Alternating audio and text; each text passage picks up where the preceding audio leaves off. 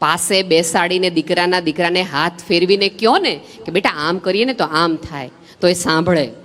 કારણ કે એને આ પૃથ્વી પર જો પ્રાણીને સ્પર્શનો સમજ આવતી હોય તો માણસના છોકરાને સ્પર્શ નો આવે? કેવી વાત કરો છો યાર. અને એક વસ્તુ યાદ રાખજો, બુદ્ધિ છે ને એ આપણને ક્યારેક રોકે છે અમુક વસ્તુ કરવા માટે, આપણો અહમ આપણને મોટો કરે છે. મેં કીધું એમ કે અમારા છોકરાઓ તો મંદબુદ્ધિના છે, એમને ક્યારેય કોઈને પ્રેમ કરતા ન શીખવાડવું પડે. સૌજીભાઈ 62 વર્ષે તમને હક કરતા શીખવાડવું પડે, બોલો એ કેવું કહેવાય? હું મજામાં ને હું મૂડમાં ન હોઉં તો મારા ક્લાસના છોકરાઓ આવીને મને ભેટી પડે, કારણ કે એને બોલતા આવડતું નથી, કાંઈ નથી, પણ આંખથી એને ખબર પડી ગઈ કે આ બેન મજામાં નથી. કોકને વાલ કરીએ ને તો કોક માણસ મજામાં આવી જાય. હવે ઘરે જઈને બીજું કંઈ ન કર્યું તો એકબીજાને વાલ કરવાનું તો રાખજો યાર. અને તમને આ વાલ ક્યારે યાદ આવશે ખબર છે? જ્યારે તમારામાંથી એકાદ પાત્ર ઓછું હશે ત્યારે.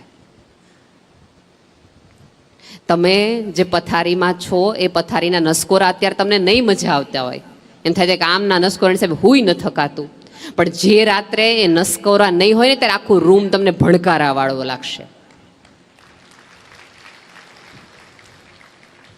એ 200 સ્ક્વેર ફીટનો રૂમ તમને કે દિવસે 2000 સ્ક્વેર ફીટનો લાગવા મળશે ને ખબર નહીં પડે. તમને તાવ આવે, તમને તકલીફ થાય, મૂંઝવણ થાય તો આજુબાજુવાળા તમને ગમે એટલા તમને તમારી આજુબાજુ સોનું મૂકી દે, પૈસા મૂકી દે, તમારી એફડીઓ મૂકી દે, તમારા લોકરની ચાવી મૂકી દે, તો તમે હાજા ન થાવ. પણ એકાદ માણસ માથે હાથ ફેરવીને એમ કે ચા પીવી છે તો તમને કહેવાની ઈચ્છા થાય કે ના ના તું બેસ ખાલી થોડી વાર. સાહેબ, જે દિવસે માથે હાથ ફેરવવાવાળી વ્યક્તિ નહીં હોય ત્યારે તમને કદાચ અત્યારે બની શકે કે તમને એકબીજા માટે થોડો કકળાટ હોય, ફરિયાદ હોય. આ 10 દિવસ આટલા દિવસ છો ને, પહેલી વખત જીવનમાં તમને એકાંત મળ્યું છે.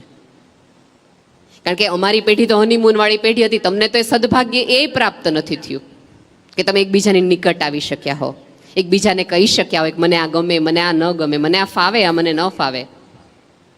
હું માનું જ છું બારગામ રોટલો ખાવા જવાની વિધિ એટલા માટે જ આપણા પૂર્વજોએ કરી છે કે ઈ બાને આ બે એકલા રહી શકતા હોય. તો તમને એ નથી મળ્યો. તમને જીવને અત્યારે ફરીવાર નવી ઇનિંગમાં હનીમૂન કરવાની ચાન્સ આપ્યો છે, તો એને જીવી લ્યો. કેટલી વખત એવું બન્યું છે કે જાહેરમાં તમે તમારી પત્નીની અપમાન કર્યું હશે. આજ ગંગા કિનારે હાથ પકડીને એને કહી દો કે મારે આવું નહોતું કરવું જોઈતું, મને ખબર પડે છે કે તને ખબર પડે છે. કેટલી વખત એવું બન્યું હશે કે આપણા પતિની મમ્મી માટે આપણાથી કંઈક બોલાઈ ગયું હશે, અથવા એના ભાઈ માટે કશુંક બોલાઈ ગયું હશે, અને હવે તમને સમજાતું હોય કે એવું નહોતું કરવા જોઈતું. કારણ કે હવે તમારા બે દીકરા નોખા થાય ને ત્યારે તમને તકલીફની ખબર પડે. તો આજે તમારા પતિને કહેજો કે ભૂલ થઈ ગઈ, બાને તે દિવસે મારાથી આમ કહેવાય ગયું. આ દિવસોમાં કાંઈ ન કરી શકો તો એકબીજાથી તો માફી માગી લ્યો. કાલ સવાર પડે કે ન પડે, આ સૂર્યાસ્ત છે દોસ્ત, ક્યારે આ બધું સમેટાઈ જશે ને ખબર નહીં પડે. આભાર માની લ્યો, ઈશ્વરનો માનો એટલો જ પતિનો ને પત્નીનો માનો. આપણે ત્યાં એવું તકલીફ થઈ ગઈ છે કે પોતાના હોય એનો થોડો આભાર માનવાનો હોય કાંઈ. કેમ કેમ નરેન્દ્રભાઈએ એવી વાત કરી ને કે મેં સૌજીભાઈને અમારી આંખ સામે મોટા થતા જોયા, ત્યારે મને એક વાક્ય બહુ એવું લાગ્યું હતું કે એક વડાપ્રધાન એવું કે મેં આંખ સામે મોટા થતા જોયા, પણ હું અહીંથી જોઉં છું ને તો સૌજીભાઈને કેટલા લોકોના હૃદયમાં હું મોટા થતા જોઉં છું. અને આંખ સામે મોટો થયેલો માણસ ક્યારેક નાનો થાય, હૃદયમાં વિસ્તરતો માણસ ક્યારેય ન મોટો થાય, ક્યારેય નાનો ન થાય. એ અકબંધ. ચોકમાં પ્રતિમાઓ મુકાવો ને તો એના ઉપર કબૂતરો બેસે, અહીંયા બનાવેલી પ્રતિમા તો અખંડ રહી, સવાલ જ નથી. એમણે એવું કીધું ને કે આ પૃથ્વી પરથી તમે જાઓ તો તમારા કર્મો તમારી સાથે આવે, તમારો આત્મા તમારી સામે આવે. તો આત્મામાં સુંદર વસ્તુઓ રાખો, સુંદર સ્મૃતિઓ રાખો, વિચારો રાખો, વાતો રાખો. અને હવે તો તમે માની જ લેજો કે આપણી રિટર્ન ટિકિટ નજીક જ છે, વેઇટિંગ લિસ્ટમાં આપણે બધા છીએ, અહીંયા બેઠા છે, ક્યારે વારો આવે એની જ રાહ જોવાની છે. તો બેસ્ટ. જેવું જીવો, જ્યારે જીવો ત્યારે એવું જીવો કે જતી વખતે તમારા ગયાનો અફસોસ કોકને હોય, યાર આ માણસ વયો ગયો. અમુક માણસો તો એવા હોય ને કે આપણને એવું ન પૂછવું હોય એને કે કેમ છો, આપણને એમ થાય હું કામ છો હજી. જેને સમજાણું એને હસી લીધું છે. ઘણા બધા લોકો એવા હોય, તમારી સામે મળે તો તમને એમ થાય કે એ તમારી સામે એવી રીતે જુએ કે એઝ ઇફ આપણે હમણાં એને એમ કહેશું કે અમારી લોન ભરી દો. કોઈને પાસે ઉછીના માગવા ન થાય. સાહેબ, આપણે હસવાનું ભૂલી ગયા છીએ. આખી માનવ સભ્યતા, કેટલા બધા પ્રાણીઓ છે સાહેબ, હસવાનું ઉપરવાળાએ માત્ર માણસને આપ્યું છે. અને માણસ એક જ એડિયા પીધેલ મોઢાની જેમ ફરતો હોય છે. કોઈક માણસ તમને સામો મળે ને તમે સ્માઇલ કરો ને એરપોર્ટ પર, ટ્રેન પર, તો નરેશભાઈ આપણને પૂછે કે આપણે પહેલા ઓળખીએ છીએ એકબીજાને. એટલે એનો સાદો અર્થ એવો કરે, ઓળખતા હોય તો જ હસાય, બાકી હસવાનું નહીં. ત્યારે હું એમ જ કહું, માણસની સામે હસે નહીં તો શું કહે, શું કરવાનું હોય? બે પ્રાણીઓ ભેગા થાય તે વળકે ચડે, બે કૂતરા ભેગા થાય કઈ હસવાનું ન હોય, હે ને? બે માણસ એકબીજાની સામે સ્માઇલ કરે. સાહેબ, ખુલીને હસવાનું તો શીખો. હવે થોડાક જ વર્ષો છે અને આપણા ફોટાઓ આપણા ઘરનાઓ આપણા ગયા પછી રાખે કે ન રાખે, આપણા ગયા પછી આપણું તર્પણ કરે કે ન કરે, આપણે જ બધું કરીને જવાનું. આપણે જ એમના હૃદયમાં એવી છબી કરાવીને જવાની કે એ હૃદયમાંથી એ છબી વખતે એને જ બહુ વાર લાગવી જોઈએ. અને એ છે તમારા વ્યવહાર થકી. સાહેબ, વૃદ્ધત્વ એટલે તો આશીર્વાદનો ખજાનો. તમે જો તુલસીભાઈ હાથ જોડી અને માથું નમાવીને તમારી પાસે ભિક્ષા માંગતા એમ આશીર્વાદ માંગ્યા છે. એનો અર્થ એ છે કે આ પૃથ્વી પરની સૌથી મૂલ્યવાન વસ્તુ એ છે કે તમે પાસે ગમે એટલું હોય પણ તોય તમારી પાસે ન હોય, કોકના દિલથી નીકળે તો તમને મળે. અને આપણી તો સાદી દલીલ છે, કોકની આતરડી ઠારી હશે તો તમારું ઠારવા વાળો ક્યાંય તમને જગમગો રાખશે. સીધી. અને મેં કીધું એમ, અહીંયા બેઠેલા કોઈ વ્યક્તિઓ એટલા ગરીબ તો હોય જ નહીં કે તમે કોઈને સ્મિત પણ ન આપી શકો, કાંઈ ન કરી શકો તો કોકને રડવામાં મદદ તો કરો કે કોઈ માણસ હળવો થાય. આ પૃથ્વી પર અત્યારે સૌથી વધુ જો કમી હોય તો એકબીજાનો ભરોસાની છે. મેં કાલે જ હું સૌજીભાઈ અહીંયા બધા બેઠા હતા ત્યારે વાત કરતા હતા કે સૌથી વધુ અછત છે એ ભરોસાની છે. આપણે કોઈ ઉપર ભરોસો મૂકી શકીએ એવો માણસ નથી, એવું બધા કહે. ત્યારે મને એવું જ થાય કે હું કોઈકનો એવો ભરોસો ન બની શકું કે કોઈક માણસ મારા ઉપર તો ભરોસો કરી શકે. 100 માણસો ખરાબ છે પણ એમાંથી 99 હું છું, હું નથી ખરાબ. એટલું તો આપણે જીવી શકીએ, એટલું તો આપણે કરી શકીએ કે નહીં? પણ આપણે ક્યાંક એ પણ કરવામાં ચૂકી જતા હોઈએ છીએ. સવારે જાઓ તો 100% તમને બંનેને સાથે બેસાડવાનું કારણ એ છે કે તમે ભૂલી ન જાઓ કે હવે તમારી પાસે સાથના બહુ એટલા બધા સમય નથી. જ્યારે પણ રાત્રે સૂવો ત્યારે એકબીજાના માથે હાથ ફેરવીને સૂવો, કારણ કે કાલ સવારે એ આંખ એ તમારા પાસે નહીં કાકા, પોતાને પત્નીને એમણે એમના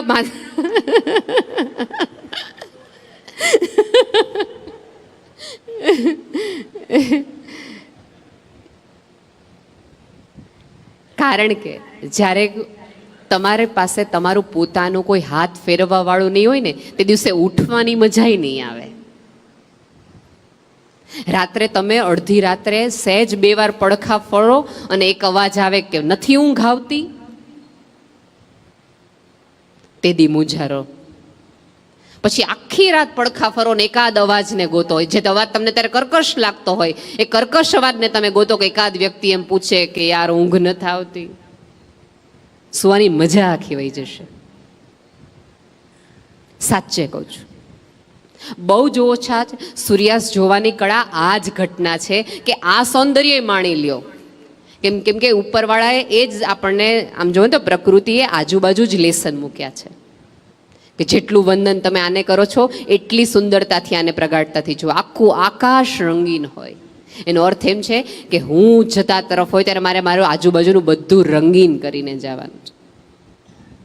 અને અહીંયા બેઠેલા ભાઈઓને બે હાથ જોડીને એક વિનંતી છે કે તમે જ્યાં જે પણ મૂકી કરીને આવ્યા હોય એ બધું પત્નીને કહીને જાઓ. તારે હું જાણીને કામ છે, તને ન ખબર પડે બધામાં. એવું કહેવાને બદલે પાસે બેસાડીને કહો કે આટલું આટલું અહીંયા છે, આટલું આટલું દીધું છે, આટલું આટલું અહીંયા મૂક્યું છે ને આની પાસેથી આટલું લેવાનું છે. કોરોના વખતે પૂછો સૌજીભાઈને, કેટલાય પતિઓનું કેટલાય બેંક એકાઉન્ટ એવા ફ્રીઝ થઈ ગયેલા છે, ખબર જ નથી. અને આપણી પત્ની હોય એને આપણા સિક્રેટ કહેવામાં વાંધો શું છે?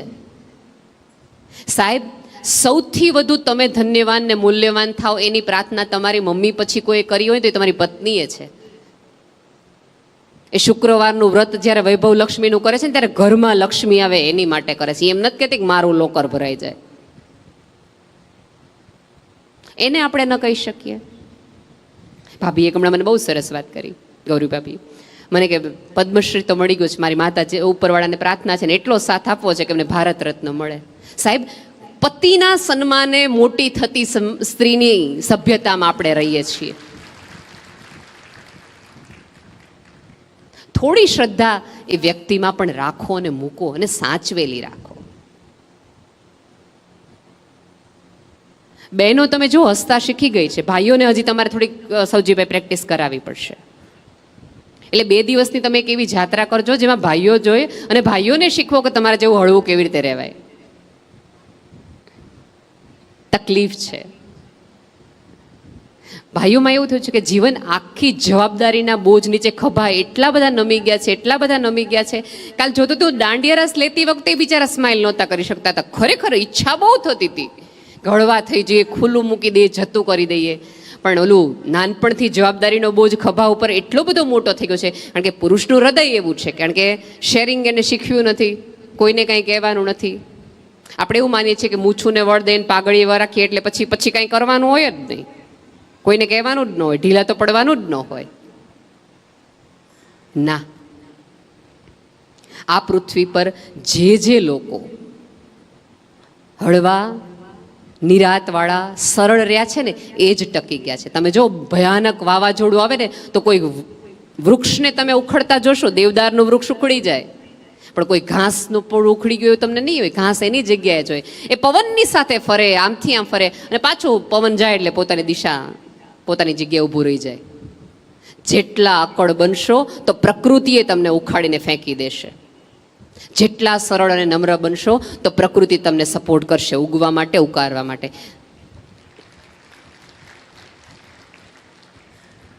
બહુ ઓછા વર્ષો છે. આજુબાજુના લોકોને પ્રેમ કરતા થાવ, આજુબાજુના લોકોને સમજતા થાવ. સાચામાં અત્યારે ફેસબુક એટલા માટે જ વધુ ચાલે છે કે ત્યાં કોકને સાંભળે છે. દાદા દાદી આવા ઘરનું તમે એક ફેસબુકનું માધ્યમ બનો કે તમારું સંતાન તમને કહી શકે. પણ આપણે બધા શું કરી છે? જજમેન્ટ તરત જ આપી દઈએ છીએ. અત્યારની પેઢીને કંઈ ખબર જ નથી પડતી, અમને કંઈ સમજ જ નથી પડતી. સાહેબ, વૃદ્ધત્વ એટલે તો રિલે દોડ કે તમારી જવાબદારી, તમારી સંપત્તિ, તમારી વાડી, તમારી સામાજિક નિસ્બત એકબીજાને પાસ ઓન કરો. કેમ આખું ધોળકિયા ફરીવાર આવે છે ત્યારે એની પછીની પેઢીને સાથે લાવે છે. કારણ કે અનકોન્શિયસ માઇન્ડમાં આ દ્રશ્યો જો ઝીલાણા હશે ને તો આવતા દિવસમાં એ પરંપરાની આગળ લઈ જઈશે. આપણે શું કરીએ? તમને બધાને ન ખબર પડે, તમે બધા નાના છો એટલે સંતાનને તમે 90% કિસ્સામાં એવું કહો કે તને ખબર ન પડે કે તું નાનો છો, અને બાકીના કિસ્સામાં એમ કહો તો આવડો મોટો ઢાંઢો થયો તો તને ખબર નથી પડતી. એટલે એ લોકો બિચારા કન્ફ્યુઝ થઈ જાય, પપ્પા કેવા હું માગે છે. એને આ બધા જ કન્ફ્યુઝનમાંથી બહાર લાવો. ખુલ્લા હૃદયે જીવવાનું શરૂ કરો. અને આજે સ્નાન કરો ત્યારે તમારી અંદર રહેલી તમામ પ્રકારની ગાંઠોને આમ જવા દો. બહુ થયું, બહુ જ એટલે બહુ થયું. ક્યાં સુધી આ બધા ઇમોશન, લાગણીઓના કેટલા બધા પ્રવાહોને, રાગને, દ્વેષના પોટલાઓ માથે લઈને ફરવા? એને જતા કરવા જોઈએ. અને આપણે એક બીજો એવો વિચાર આવતો કે આ ઉંમરે હવે અમારે નવું શું કરવું? કારણ કે તમને એમ થાય કે બેન તમે કામ કરવાનું કીધું, નવું શું કામ કરું? તો એ માટે જ એક છેલ્લી કથા કહીને મારી વાત પૂરી કરું. કાશ્મીરમાં એક બહુ જ સરસ પાર્ક છે, બહુ જ સુંદર પાર્ક, જ્યાં વિશ્વના બહુ જ બધાના ફૂલો થાય છે. એ સ્ત્રીનો પતિ ગુજરી જાય છે, સંતાન છે નહીં, એટલે પછી રોજ ડિપ્રેશનમાં આવી જાય છે, તકલીફમાં આવે છે, મૂંઝવણમાં આવે છે કે શું કરું, શું કરું.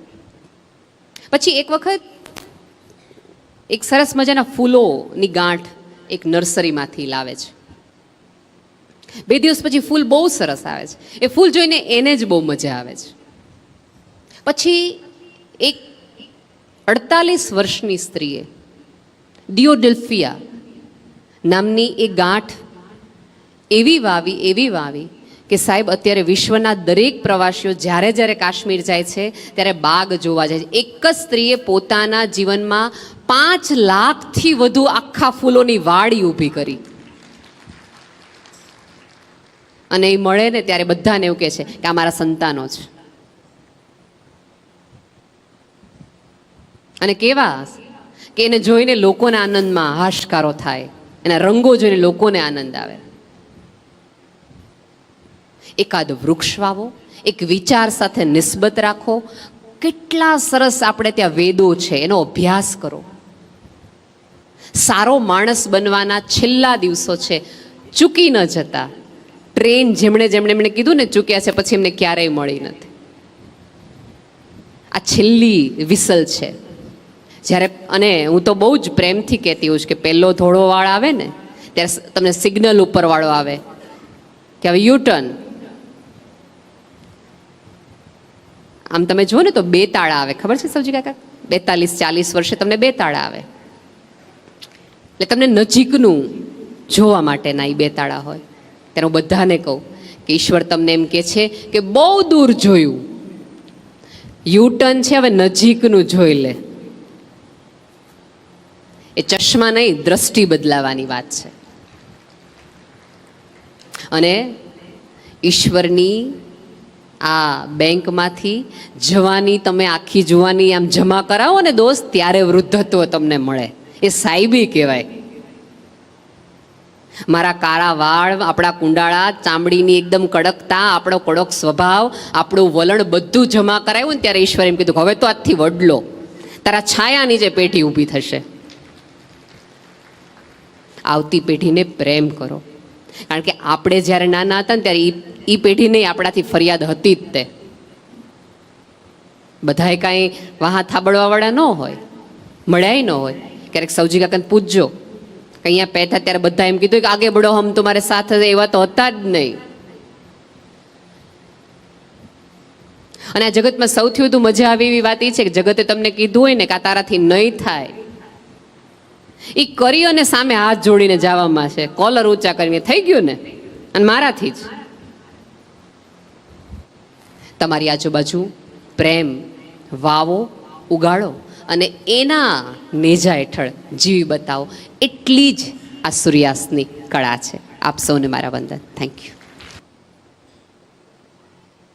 આપણે બધાની ભૂલ એ થઈ ગઈ કે આપણે બધા એવું એક અત્યારે વાયકાલ મનમાં હોય બધું કહી દેવાનું, મનમાં હોય બધું કહી દેવાનું, ચોક્કસ કહી દેવાનું. પણ કહેવાની એક રીત હોય. પાસે બેસાડીને દીકરાને હાથ ફેરવીને કહો ને કે બેટા આમ કરીએ ને તો આમ થાય, તો એ સાંભળે. કારણ કે એને આ પૃથ્વી પર જો પ્રાણીને સ્પર્શનો સમજ આવતી હોય તો માણસના છોકરાને સ્પર્શ નો આવે? કેવી વાત કરો છો યાર. અને એક વસ્તુ યાદ રાખજો, બુદ્ધિ છે ને એ આપણને ક્યારેક રોકે છે અમુક વસ્તુ કરવા માટે. આપણો અહમ આપણને મોટો કરે છે. મેં કીધું એમ કે અમારા છોકરાઓ તો મંદબુદ્ધિના છે, એમને ક્યારેય કોઈને પ્રેમ કરતા ન શીખવાડવું પડે. સૌજીભાઈ 62 વર્ષે તમને હક કરતા શીખવાડવું પડે. બોલો એ કેવું કહેવાય? હું મજામાં ને હું મૂડમાં ન હોઉં તો મારા ક્લાસના છોકરાઓ આવીને મને ભેટી પડે, કારણ કે એને બોલતા આવડતું નથી, કાંઈ નથી, પણ આંખથી એને ખબર પડી કે આ બેન મજામાં નથી. કોકને વાલ કરીએ ને તો કોક માણસ મજામાં આવી જાય. હવે ઘરે જઈને બીજું કંઈ ન કર્યું તો એકબીજાને વાલ કરવાનો તો રાખજો યાર.